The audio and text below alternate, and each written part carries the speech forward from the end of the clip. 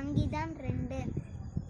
ஜாதிகள் கொந்தளித்து ஜனங்கள் விருதா காரியத்தை சிந்திப்பானேன். கர்த்தருக்கு விரோதமாகவும் அவர் அபிஷேகம் பண்ணினருக்கு விரோதமாகவும் பூமியின் ராஜாக்கள் எழும்பி நின்று அதிகாரிகள் ஏகமாய் ஆசனை பண்ணி அவர்கள் கட்டுகளை அறுத்து அவர்கள் கயிறுகளை நம்மை விட்டு எரிந்து போடுவோம் என்கிறார்கள். பரலோகத்தில் வீட்டிருக்கிறவர் நகைப்பார், ஆண்டவர் அவர்களை இகழுவார். அப்பொழுது அவர் தமது கோபத்திலே அவர்களோடு பேசி தமது உக்கிரத்திலே அவர்களை கலங்க பண்ணுவார். நான் என்னுடைய பரிசுத்த பர்வதமாகிய சீயோன் மீது என்னுடைய ராஜாவை அபிஷேகம் பண்ணி வைத்தேன் என்றான். தீர்மானத்தின் விவரம் சொல்வேன். கர்த்தர் என்னை நோக்கி, நீர் என்னுடைய குமாரன், இன்று நான் உம்மை ஜெனிப்பித்தேன்,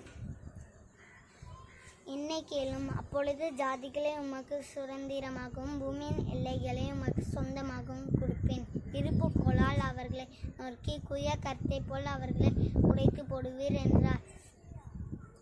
இப்பொழுதும் ராஜாக்களே உணர்வடைங்கள், பூமியின் நியாயாதிபதிகளை எச்சரிக்கையுங்கள்.